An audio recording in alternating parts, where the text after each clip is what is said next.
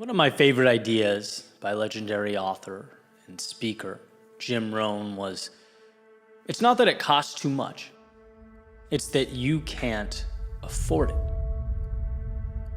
And whoa, what a flipping of the script. It doesn't cost too much to someone else out there. There are people who can afford it. You're just not one of them. At least not right now. Why has this had such an impact on me? Well, it's my reminder, first and foremost, to take that finger pointing out at the world, turn it around and point it directly at my chest. It says, maybe the variable here in need of change is me. Maybe if they can afford it, so can I. Maybe it's not the price that needs to come down. Maybe it's that my value in the marketplace, my skill set, my abilities need to rise. That's not too expensive. I just need to level up. There's nothing like taking what would be a gripe with the world and transforming it into the very reason you're going to be better. Because really, we always have that choice. We can project out and complain about the ones who scratched and clawed their way to the top, who have more than us, or we can join them. Option one keeps you down, on your back, looking up at the sky. Option two places the world in the palm of your hand.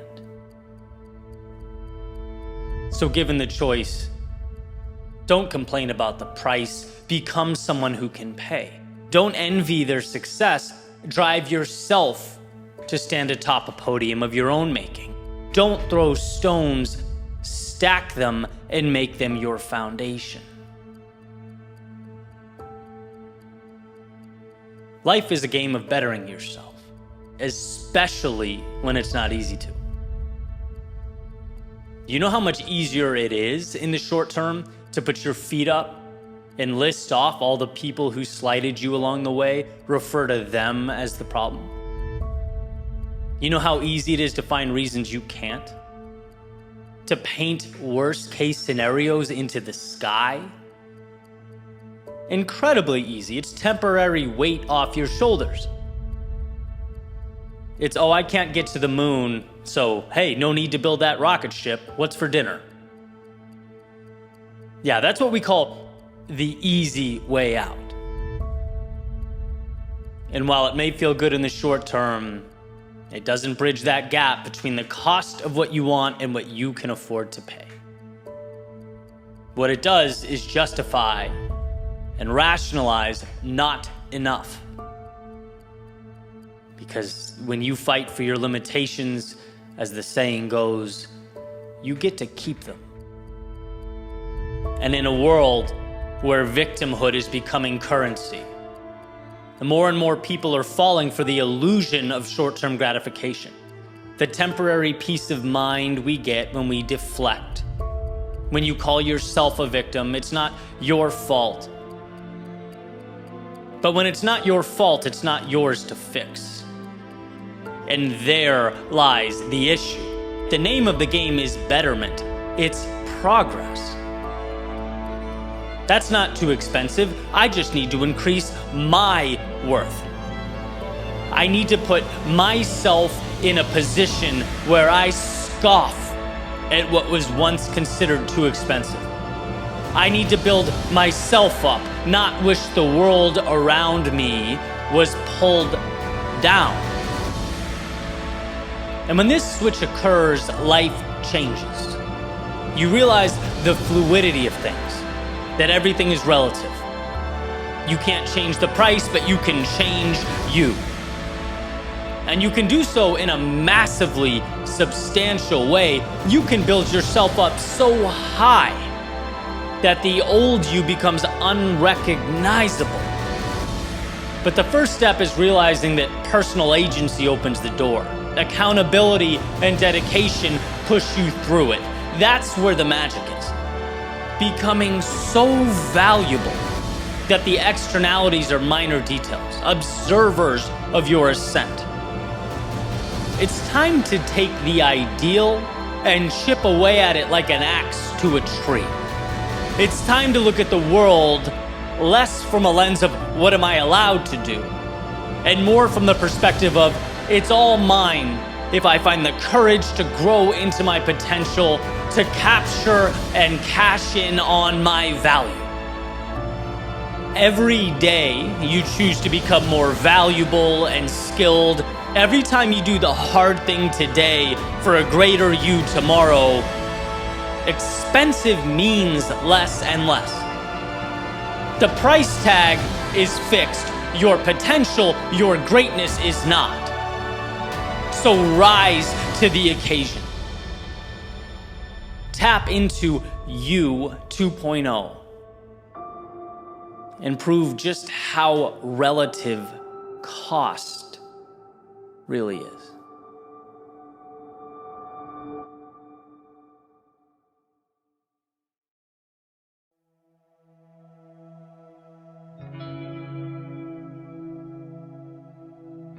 I remember running one day. This was years ago now. I lived a little bit further south, was jogging down the Hollywood Beach boardwalk. And that particular day happened to be a struggle.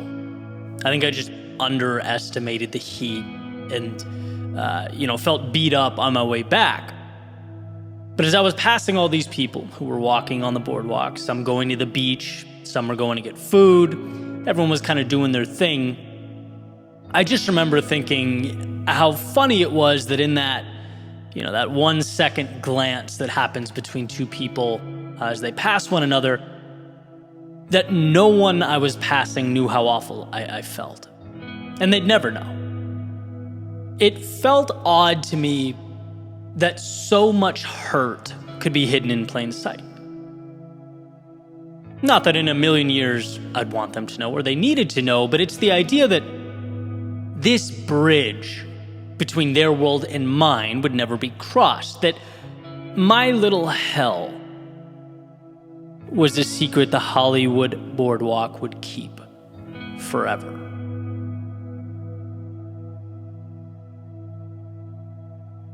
In a way, it's kind of crazy to think about. How someone can be going through their own struggle and it's never apparent to passersby. Right? Think about that. The vast majority of chaos on planet Earth, it goes unseen. Everyone's just kind of carrying around their own invisible burdens. That Hollywood boardwalk probably keeps more secrets than I can comprehend. And I've talked about this before, how over time, one of my biggest mental shifts was detaching from this notion that everyone has it all figured out and I'm the one stumbling through. Everyone else jumps out of bed, excited, screaming, "Let's go world, let's do this," right? Well, I dealt with my unease and my concerns. And that's just wrong, right? Yeah, there's certainly variability in everyone's problems. We're not all the same. But everyone is climbing their own mountain. Everyone has their own cross to bear. I remember a quote from Viktor Frankl. He said, "To draw an analogy, a man's suffering is similar to the behavior of a gas. If a certain quantity of gas is pumped into an empty chamber, it will fill the chamber completely and evenly, no matter how big the chamber. Thus, suffering completely fills the human soul and conscious mind, no matter whether the suffering is great or little. Therefore, the size of human suffering is absolutely relative." Eye-opening message. Relative and felt by all. See, there's two things I take from this. First, and probably the most obvious, I think it calls for us to be more compassionate to others, at least as much as we can. I've fallen short here plenty of times, we all do, but it reminds us that it should be a North Star. And two, there's a pragmatic element here. signifying that very rarely is what goes on around us about us. Very rarely is it personal. Because often our first instinct is to assign intentionality to things that happen around us. How could this happen to me? How could they do this to me? And in truth, it's just not about you.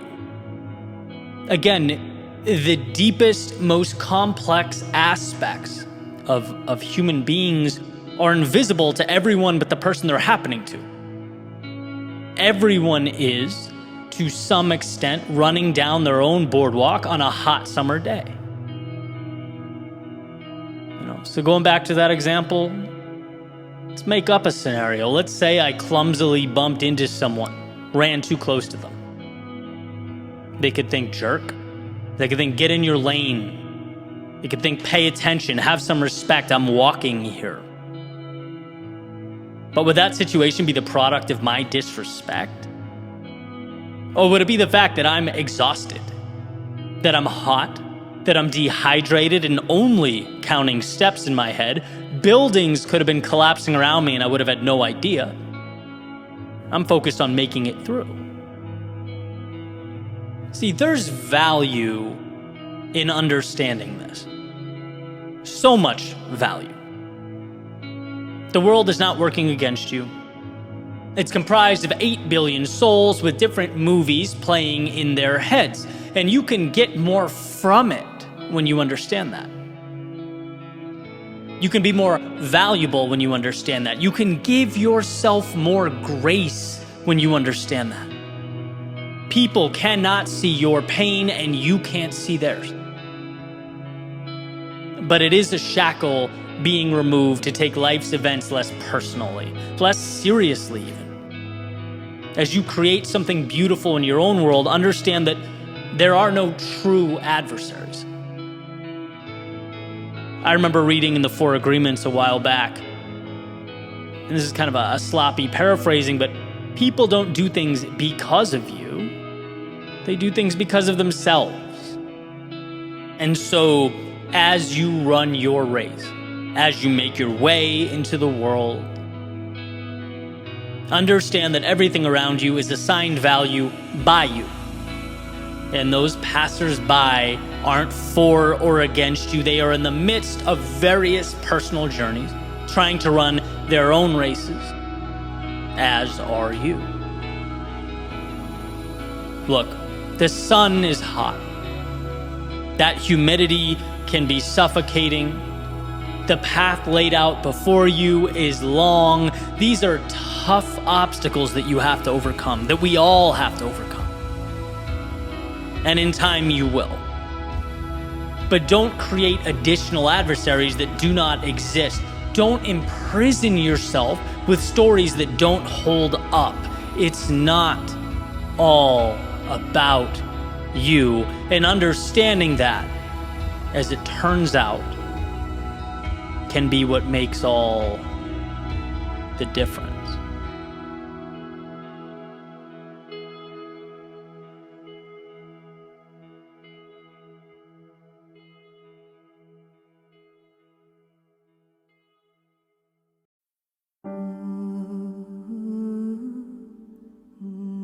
I woke up last night and I remembered my debt to you. Being that I stand by the promises that I make, I jumped out of bed and I walked over to my desk, I turned on a light, and I began writing. At a minimum, to explain myself, but at best case scenario, to provide some reassurance that every storm ends, that nothing is forever, and that someday, without question, I'll make you proud. See, things haven't been the easiest lately, and it's funny. Sometimes things seem so intuitive. Sometimes they make so much sense. And then sometimes it feels like you open up a novel right in the middle and it's in a language you can't read. Life feels more complex than it really is, and I feel smaller than I really am, but don't be concerned. I've fought my way through worse. I promise you, you'll be satisfied with the result. And yeah, you might have noticed that Sometimes I face the obstacle of juggling two sets of standards, two definitions of success, mine and the world. What I love and what matters to me versus what will increase my status, my standing in society. And honestly, it pulls me in two different directions sometimes. Makes me think back to years past and that discomfort I've experienced, standing on an empty foundation, but believing someday something meaningful would stand there. Realizing that when you put your head down and when you block out the noise, you can finally hear the most powerful voice of all, your own. That's why you take L's in the short term, to acquire meaning in the long term. I've found that courage before, and I'll find it again any second now. Don't you worry. And sure, you might have seen that every once in a while I forget about life's abundance. I just do. I know it's true, but it feels sometimes like the world pushes me to forget. I start comparing myself to other people, and I start thinking about what I could lose, what people might say, about what could go wrong. And it's like, sure, I know I'm the gatekeeper to my own mind. I understand that. In fact, I cherish the idea. But I guess sometimes doubt catches that gatekeeper napping and slips through. I always catch him eventually, though. I've had doubts before, and really all I did was keep moving by them. Kind of like that time I went snorkeling in Key Largo. You had to make your way through this jellyfish field to see an underwater statue. My first thought was, this is crazy. But then you move in and you realize they just exist. They don't have control or an agenda. And if you find the courage, they become meaningless. You can float right by them. So don't worry, I'll swim through and you'll see me on the other end. And I will catch that view. Not for Facebook or for Instagram. Because in a way I owe it to myself and I owe it to you. I didn't make these promises to run when things got challenging. I made them because they meant something. And yeah, from the outside in, things are not perfect. I get that. I understand. But if you just hang tight, if you just remember that I've been there before. I've climbed out. I've come back. In fact, the deeper the valley and the darker the night, the clearer the answer always becomes when I emerge. And it may be a journey, but however long it takes, I've gotten there. And I have to admit, yeah, it feels funny writing a letter to myself, but I need you now more than ever. You've always been my toughest critic, and I appreciate that, but now I need you to be my biggest fan. To remind me that life can be confusing and seemingly contradictory, uncertain, and even chaotic. But that doesn't mean I'm not right where I need to be, right where we need to be. And if you'll just believe in me, if you'll hop along for this ride, you'll see that as sure as I'm sitting here writing to you now, I will make you proud.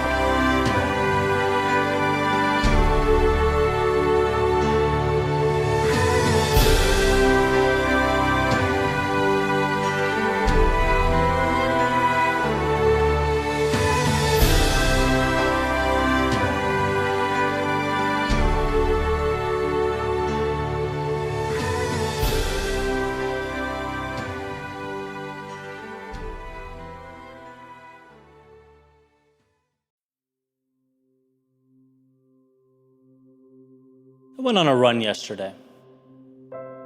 My mind, as it often does, began to wander. Reflecting back on all the streets I've jogged down over the last 10 years. All over the country, up north in Canada, down in Mexico, across the Atlantic, as long as my body would allow me, I was running. You could say it's become over time something of a spiritual occurrence for me. So as I made my way down A1A, I asked myself, Why? Why has it meant, and why does it continue to mean so much to me, this sort of arbitrary activity or exercise?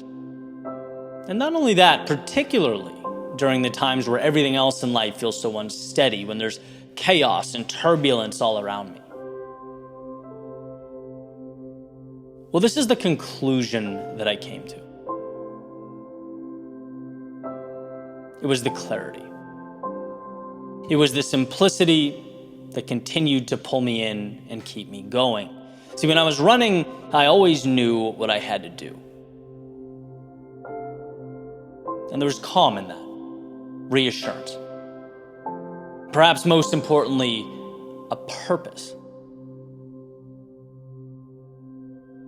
Looking back at those days where it's 94 in Miami in August, the sun's coming down, I'm suffering through the run.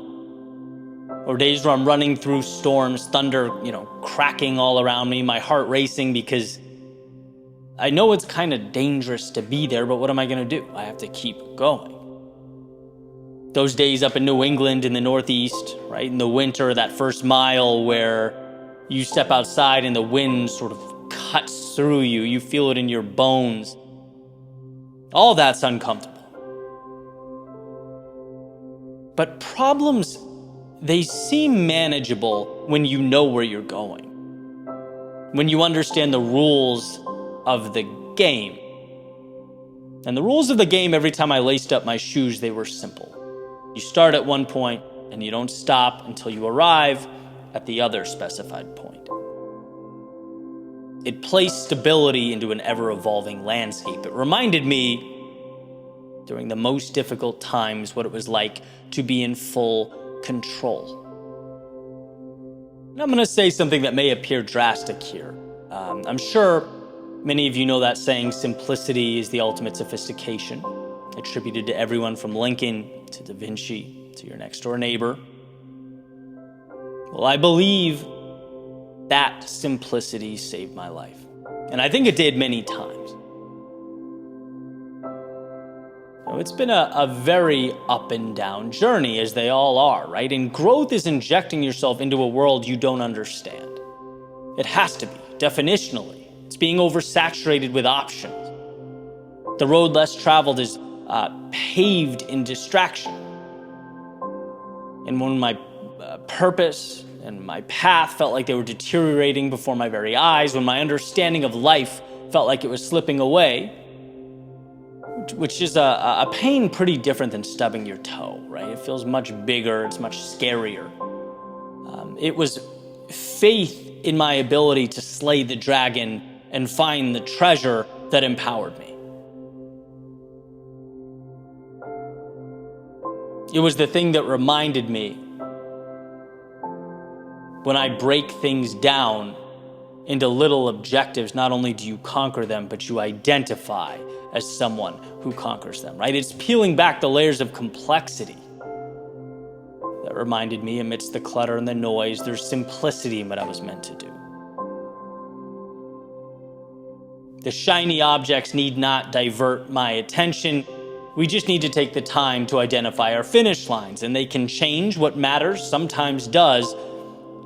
But the moral of the story is you can't live life trying to hit targets in the dark. And it just makes sense, right? Issues with the project I'm working on, go for a run. Feeling confused, frustrated, go for a run. Argument with the girlfriend, go for a run. Run, right? And I'd come back with less in my head than I left with, which would, funny enough, ultimately be more than I left with, right? The space to think about what matters. The simplicity of starting points and ending points. Nothing in life is that complicated. It's not. But we have a tendency amidst life's storms to stop running. During the heat waves, we forget why we're there. We lose that simplicity. We lose our purpose and our meaning because we let the unimportant things become the big things. And I think that's what running is. A reminder that, when life is simple, we understand where we're going. Simplicity isn't convenience, it's what keeps your heart beating and your eyes open. It is life. It's waking up, knowing what matters to you so that you can push away the things that don't. It's that reassurance that, yeah, there's a world of infinity outside the window, but what makes you brilliant is that you can identify and latch on to a small few things. The world around us often says, we need to use the whole canvas. But I say there's nothing wrong with identifying your favorite color and going from there. I say identifying your destination and moving towards it wholeheartedly with conviction is a superpower. And it doesn't mean we don't stop along the way. It doesn't mean nature won't push us off course from time to time. But for one who's taken the time to identify for themselves a finish line, they are never truly lost, even during the most trying of times, because all that's required is a repointing of the compass. I will continue to run for as long as I can, because the further one moves into that abyss, the more life says, look over here. A is important. No, B is what you need. You'll never succeed without me or him or them. This way, that way. Some in-between way is the right way. But no, all that is distraction. It makes you feel small very quickly and will make you feel unsure and ill-equipped just as fast. In my mind, the beauty in life is taking all that supposed complexity and finding within it what's required to paint our own masterpieces, to run our own races. Life is a run around the Charles, a run down the Hollywood boardwalk, a run to the Dania Beach Pier. It's knowing where your heart needs to go and following it there. It's saying yes when required and no when required, but understanding you are the one who decides what required means. Beauty is simple. Contentment is simple. Meaning is simple. And we can always access those things. They're buried under the complexity we spend our day-to-day swimming in. So, neighbor, here's to the ultimate sophistication. To getting more than you've ever had in your life by building your own parameters out of less.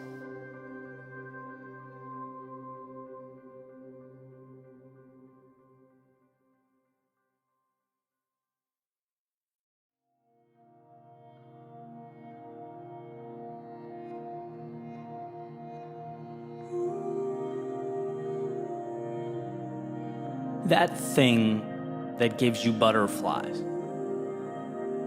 that lights you up, that world you see when you close your eyes, chase that with all of your soul. Chase it.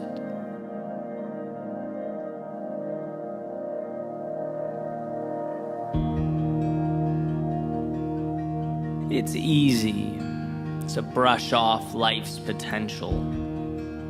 It's just outside the realm of possibility. To see the ideal as some form of window shopping that you can almost touch.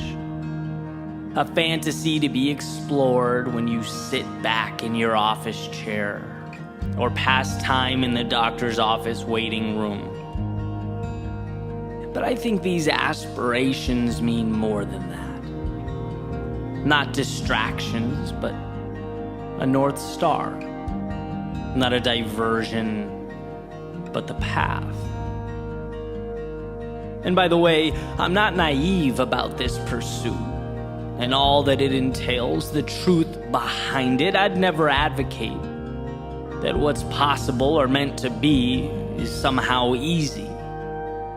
In fact, I'd argue the only way something is meant to be is if you're willing to commit to the difficulty in bringing it to life. Otherwise, it wasn't meant to be anything but a missed opportunity. Because it surely will be a difficult road. And here's what we come to learn: everything of value is difficult. You know, in an attempt to oversimplify, I often break life down into the easy thing versus the difficult but meaningful thing. And in some ways, sure, that's true. But I can also honestly say it would have been more difficult for me to have stayed where I was, not moved at all, to not have pursued what I believed in. It would have been more difficult thinking about that life I could have lived, the doors that could have opened, and that's just it. Life is about choosing your difficult. The difficult you seek out intentionally, or the difficult you come and let take control, render you helpless. And I think when we find ourselves in routines, or we've built for ourselves a world, we know we don't want to live in anymore, or we've outgrown, it's not that the current is real and the future is not. It's that we, somewhere along the way, decided to face the wrong opponent. Some adversaries make us stronger. They force us to be more, to grow. Other adversaries or opponents, they sit back and they let us defeat ourselves, and that's what we don't want. See, when the world knocks you down, you get to rise again. Wiser, tougher, stronger. But when you keep yourself down, well, there's nothing to be gained from that. Those two opponents, they are not the same. I reference my speaking career because for me, it's where that transformation is most evident. It's where it all began. My opponent was very much me. Avoiding opportunities, hiding from failure. I didn't give life a chance to knock me down. And so it didn't. How could it? I'd already placed myself in chains. And because of that, guess what? I stayed the same. I couldn't evolve. My ideal future was an idea that would briefly entertain me from time to time and move right on. It wasn't until I found the courage to switch my opponents. From myself to the world, I let life humble me. I gave talks where I was nervous and had cold feet. Keynotes where my delivery was mediocre at best, where I barely got by. But with these battles came metaphorical riches, came that trust that had to be manufactured, that confidence that had to be earned. When I got out of my own way, I was able to let the trials and tribulations of life create a new foundation for me to stand on, to redefine reality. And the good news is that anyone can do that. Anyone can ask that question. Is something external in my way right now that I need to figure out, that I need to solve? Or am I in my own way? Am I not even giving myself a shot? Have I settled for right now as truth? When right now is just the less ideal difficult. When I was little, playing action figures with my buddy up the street, we used to think it was cool to see around corners, to see through walls, to know what was coming before it arrived, right? For action figures, absolutely. In superhero movies, why not? But in the journey through life, you don't need to see around corners. In fact, it's counterproductive because it is the interaction with the unknown that matters. It's adjusting amidst life's uncertainty that comes to make you who you are, transforms you and your reality. As far as I'm concerned, the only way to lose is to remain behind that corner, peering out every now and then, hoping to get some kind of advantage or shortcut,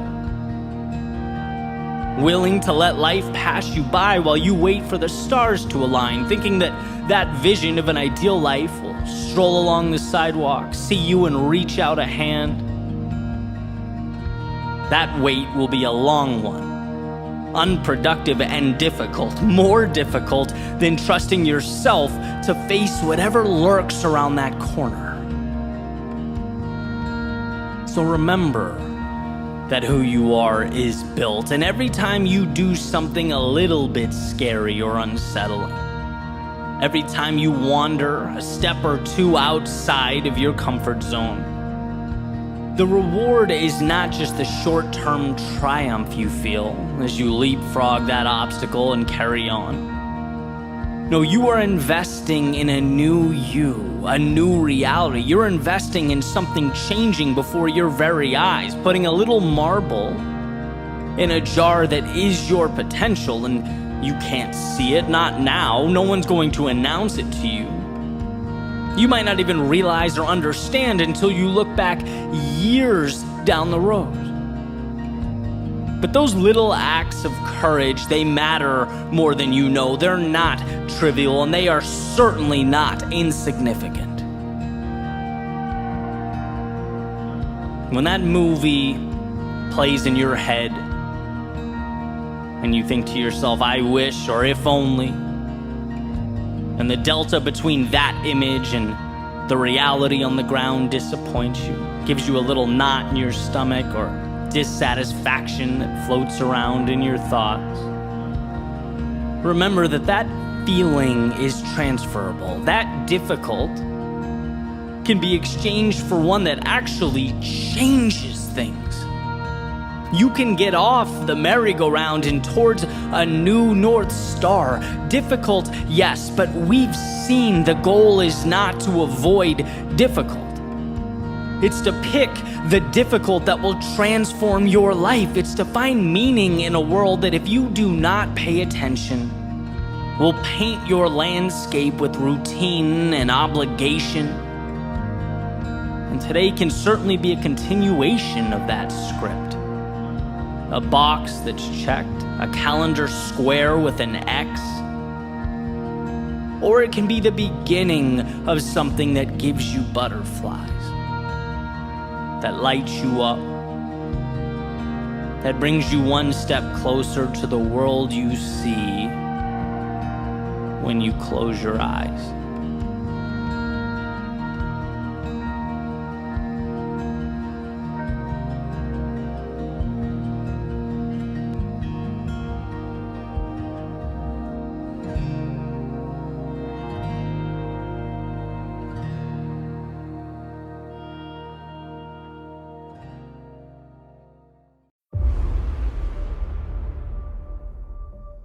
Stop apologizing. Stop apologizing for who you are, what you believe, and how you see the world. Stop apologizing for your failures. They lift you up. They push you to be more. Stop apologizing for being different, unusual, or unique. There's a saying that if you are lucky enough to be different, don't ever change. Embrace that.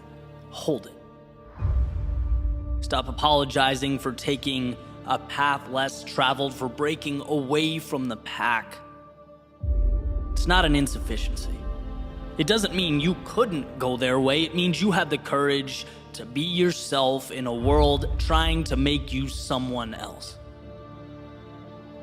Stop apologizing for words that don't align with someone else's ideology or worldview.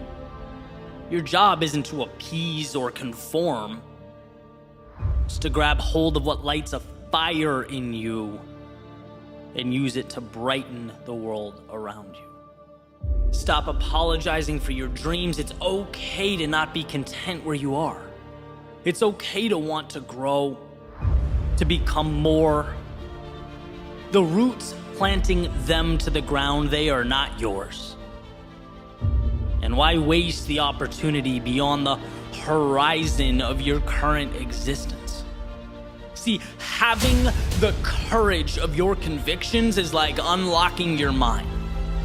Realizing that, yeah, you have the key and you've had it all along.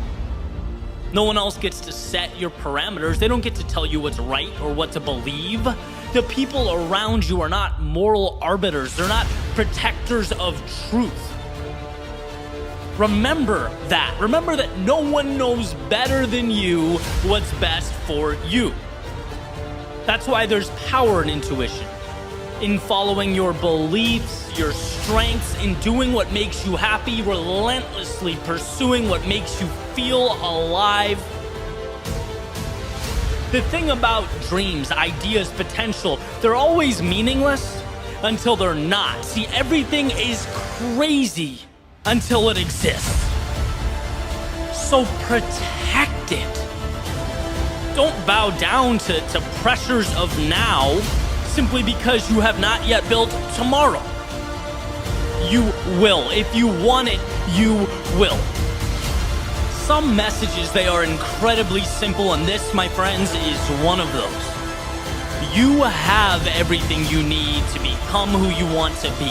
Right now, as you listen to this in real time, you don't need approval or permission or acceptance. You don't need to belong or be told it's normal. You simply need to start, to know that you will pick yourself up when you fall and keep going.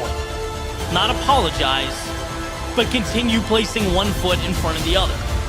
Not look externally for a will to carry on that only exists within you. See, the second you begin rewriting the rules, changing the game, you put yourself in position to emerge victorious.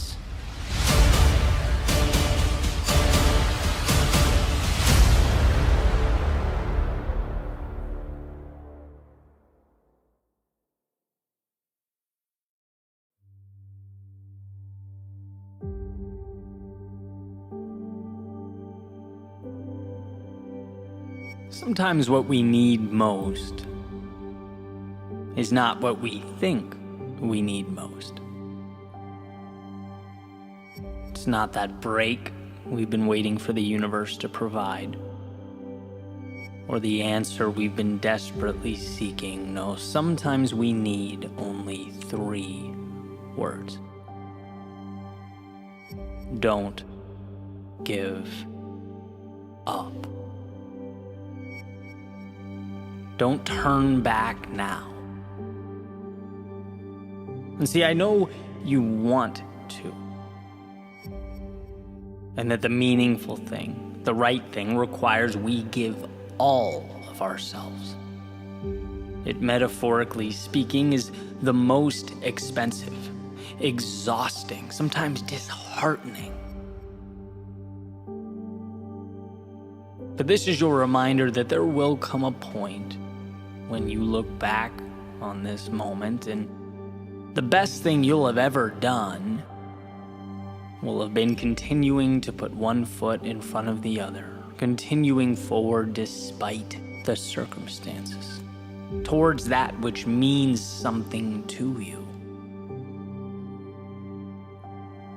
I remember in South Florida, a handful of years ago, I just moved down here and was exploring the area a little bit, looking for a place to live, and I found this kind of odd little park in between a parking lot and the beach. And I pulled over, just started walking around, and ended up sitting down on this bench that faced the ocean, and just looked out for a while. I remember looking at the people who all seemed so happy. They all seemed fulfilled, looked like they had it all together. I looked at the ocean that was so much bigger than me, so vast, so powerful. at the non-stop stream of planes flying overhead that all seemed to have a direction, a purpose. They had their courses mapped. And I think I remember it so vividly because I'd never felt more alone than at that moment. Like deeply, painfully alone. And it's not that I enjoy bringing up these types of experiences. I bring them up because time has revealed repeatedly that from these moments of doubt and sometimes even despair come what we need most. So long as we don't run from what the world is trying to provide us. It's as though we must experience emptiness before we can become fulfilled. We need to be overcome with this sensation that there's no way out before realizing that there is always a way, so long as we're willing to find it. And the pain associated with that willingness, well, it far outweighs the alternative. I often break things down into this dichotomy of the easy, meaningless way versus the hard, meaningful way. But that may be oversimplified, right? Easy compared to what? Hard compared to what? It's easy to shut down when we're at our lowest. It's easy to stop when it hurts. But easy now evolves into what's actually incredibly difficult tomorrow. A difficult, heart-wrenching, regretful forever. Admittedly, a controversial figure, but regardless, one of the most important quotes I've ever read was by Lance Armstrong in his book, It's Not About the Bike. He says, pain is temporary. It may last a minute, or an hour, or a day, or a year, but eventually it will subside, and something else will take its place. If I quit, however, it lasts forever. See, the easy thing versus the hard thing is too simplified, void of imperative context. The question is, in our darkest moments, will we stand up when it hurts so that we can walk, run, and ultimately sprint towards what matters? There's a realization that helped me. Because when we're in these situations, the thought goes like this. Things are wrong, things are broken, my life isn't what it should be. I need to fix this and make it whole, make it right, so I can live a good life like everyone else. Like, there's a deep loneliness associated with that misconception, as though the world is put together, but I am not. Well, let me dispel that notion and end that narrative. The world is a series of objects that mean nothing other than the value we place upon them. 7 billion people, all fighting their own battles, all trying to make sense of things, all pretending like the little fairy tale they've manufactured in their heads is the real thing or the right thing, when in actuality we are all just passengers along on a ride we do not understand. Fighting battles that we don't often comprehend and cannot grasp. But you are not broken. You are human, perfectly imperfect, equipped with the tools to take another step forward despite the chaos and the uncertainty. Steps that become, in the end, everything.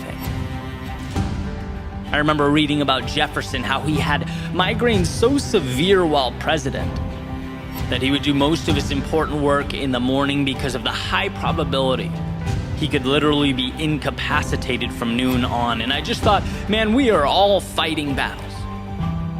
We're all doing what we can to make the most of our circumstance, to redirect discomfort into opportunity and pain into progress.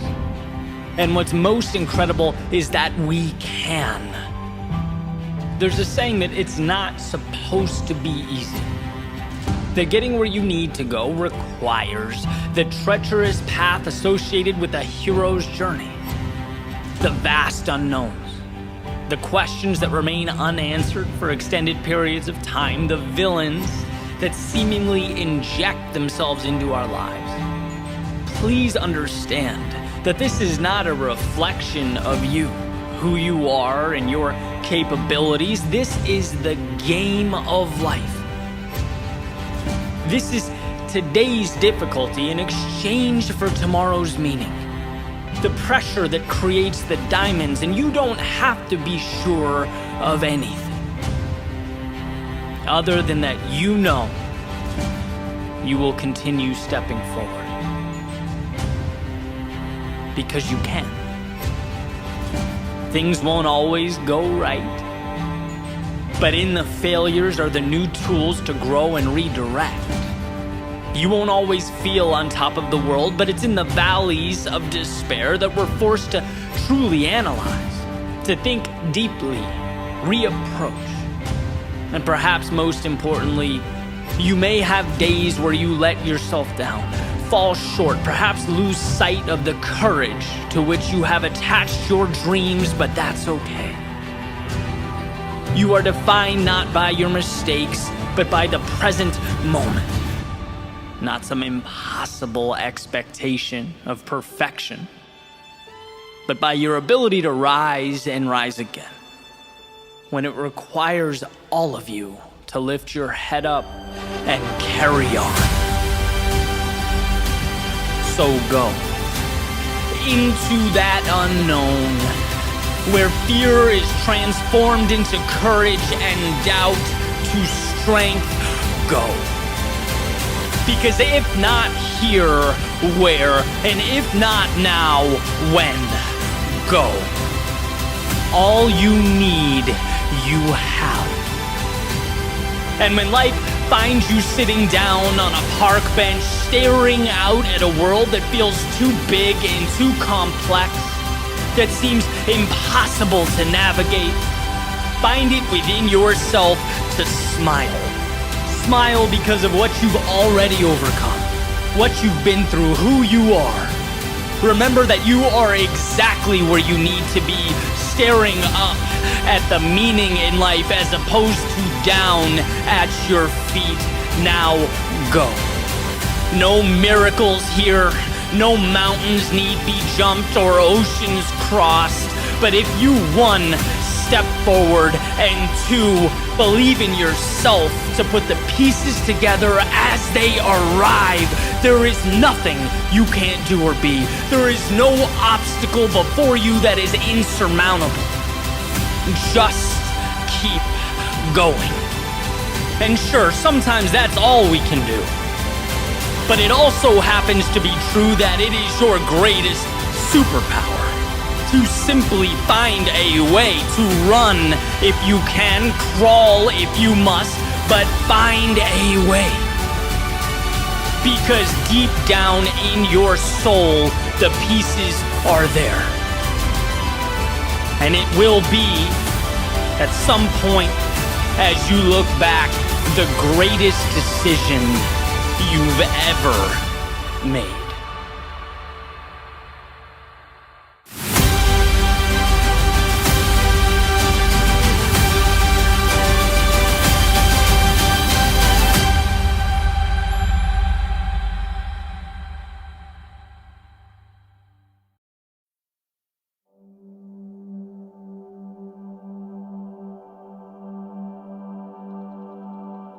There's a saying that in order to become something new, you have to leave something behind.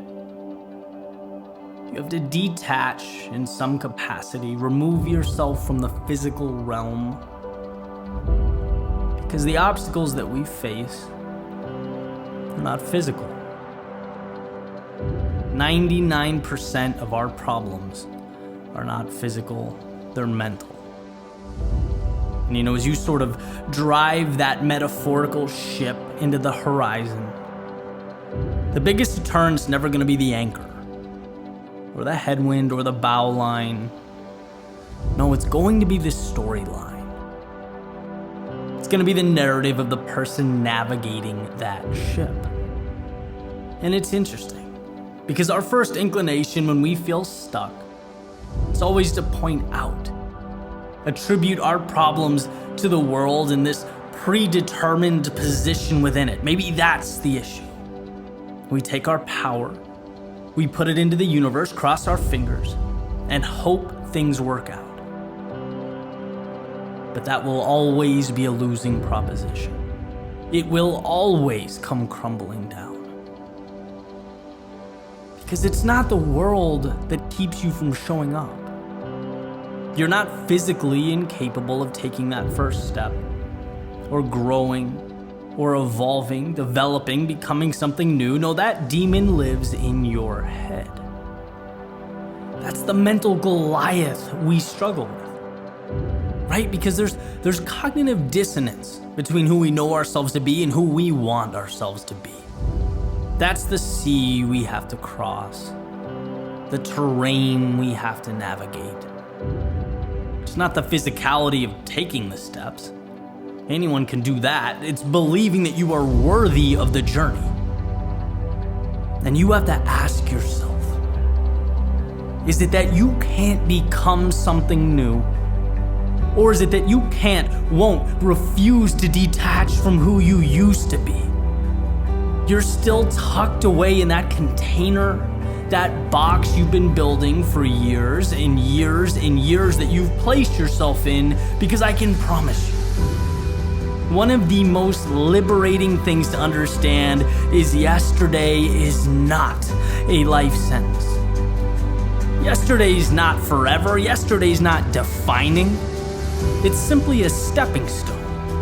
And every morning when you open your eyes, sun comes through the window, illuminates life around you. That's never your cue to put on a fake smile, play the same role you've been playing day after day after day. No, it's an invitation to do anything you want to do, to begin again, to start fresh. It's an opportunity to detach from that character, detach from the people and the things that don't push you towards what you want. Detach from the negative self-talk.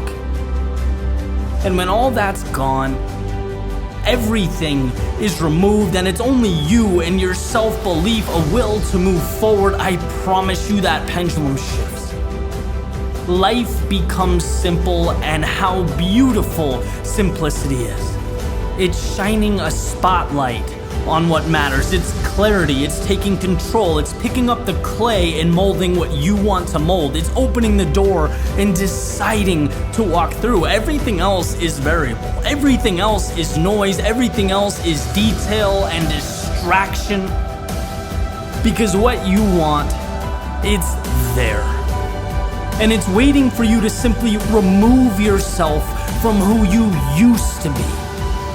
To step into right now and believe that you are worthy of everything else to come.